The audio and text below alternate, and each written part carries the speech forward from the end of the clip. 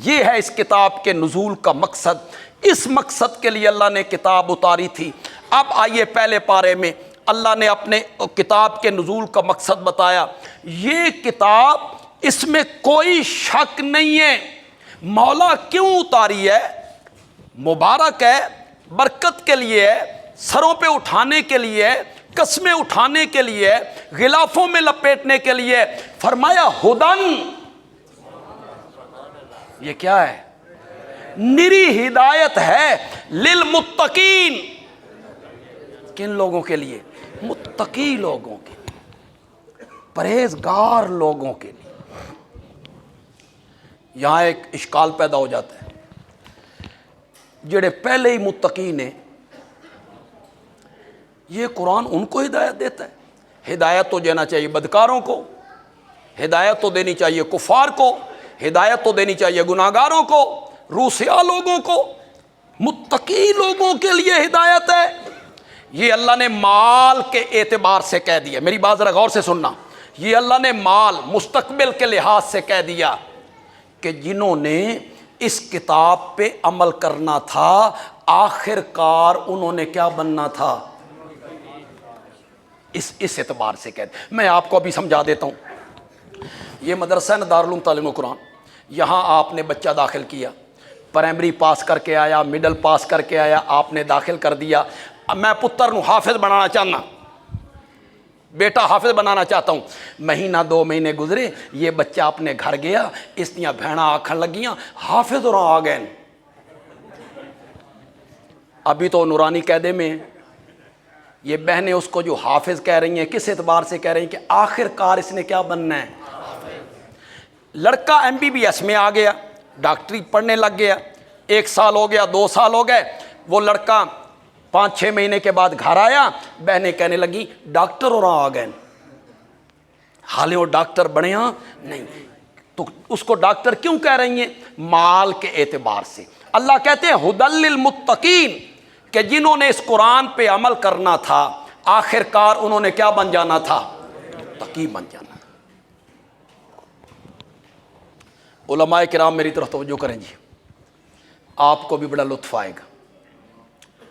مولانا حسین علی رحمۃ اللہ علیہ کوشش کرتے ہیں کہ ایسا معنی کروں جس پر شبہ اور اعتراض، شبہ ہو پھر اعتراض، بندہ جواب دینے لگ جائے۔ انہوں نے متقی کا لفظی معنی کیا، بچنے والا۔ اب معنی کر رہا ہوں مولانا حسین علی کا۔ مولانا حسین علی کہتے ہیں ہدی للمتقین، یہ قرآن ہدایت ہے ان لوگوں کے لیے جو ضد سے بچ گئے۔ کس سے بچ گئے؟ انہوں نے ضد چھوڑ دی، ہٹ دھرمی چھوڑ دی، دھڑے بندی چھوڑ دی، میں نہیں مانتا، برادری تعصب کی وجہ سے ضد چھوڑ دی۔ ہدایت ملتی ہے منیب کو، یہدی الیہ من ینیب، یہدی الیہ من اناب، انابت کرنے والے کو ہدایت ملتی ہے۔ ہن تسی پریشان ہو گئے بے انابت کس نال کھادی جاندی ہے، انابت کیا ہوتی ہے؟ پھر بندیالوی تو نہ ہویا نا جے سمجھا نہ سکے تھے۔ دل والے برتن کو سیدھا رکھنے والے، دل والے برتن کو منیب، ہٹ دھرمی نہیں، ضد نہیں، برادری تعصب کی وجہ سے باپ دادے کا مذہب ہے جی، چھوڑ دیں ان سب چیز کو۔ ہدایت ملتی ہے منیب کو، دل والا برتن سیدھا رکھے۔ موسلا دھار بارش برس رہی ہے، تیز بارش برس رہی ہے، آپ نے چھت پہ جا کے ایک برتن رکھا بارش کا پانی لینے کے لیے، الٹا رکھ دیا، 4 گھنٹے بارش برسی، 4 گھنٹے کے بعد آپ چھت پہ گئے، برتن سیدھا کیا، اس میں ایک قطرہ بھی پانی کا نہیں آیا۔ آپ نے کہا یہ بارش کا قصور ہے، یہ بارش کا قصور ہے۔ کہنے والا کہے گا نہیں، تیرے برتن کے رکھنے کا قصور ہے، بارش لینا چاہتا تھا تو برتن کو سیدھا رکھنا چاہیے تھا۔ ہدایت لینی ہے تو دل والے برتن کو کیا رکھنا ہے؟ سیدھا رکھنا۔ ایک جملہ کہنا چاہتا ہوں، یوں نہ ہو میں جملہ کہہ کے آگے چلا جاؤں تے توان 2 سیکنڈ تو بات سمجھ آ، 2 سیکنڈوں کے بعد آ جانی ہے، لیکن وہ مزہ نہیں آئے گا، مزہ نہیں آئے گا، شروع میں آپ کو سمجھ آ جائے۔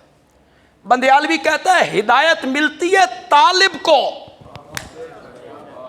طلب کرے، طلب جستجو کرے، چاہے مانگے، جزاک اللہ، مانگے چاہے، ہدایت ملتی ہے طالب کو، اور اگر بندہ طالب نہ ہونا پھر ابو طالب بھی ہو تو ہدایت نہیں ملا کرتی۔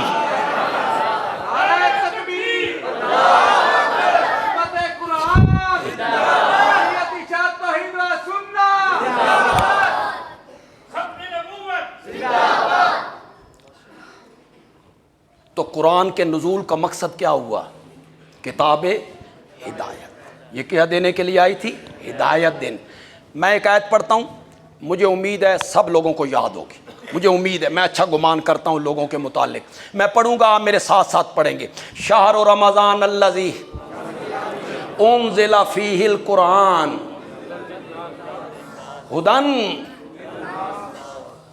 اس کے نزول کا مقصد کیا؟ ہدن للناس، وہ لوگوں کے لیے کیا ہے؟ میں اس پر کتنے حوالے پیش کرتا چلا جاؤں، قرآن کی کتنی آیتیں میں اس پر پڑھتا چلا جاؤں۔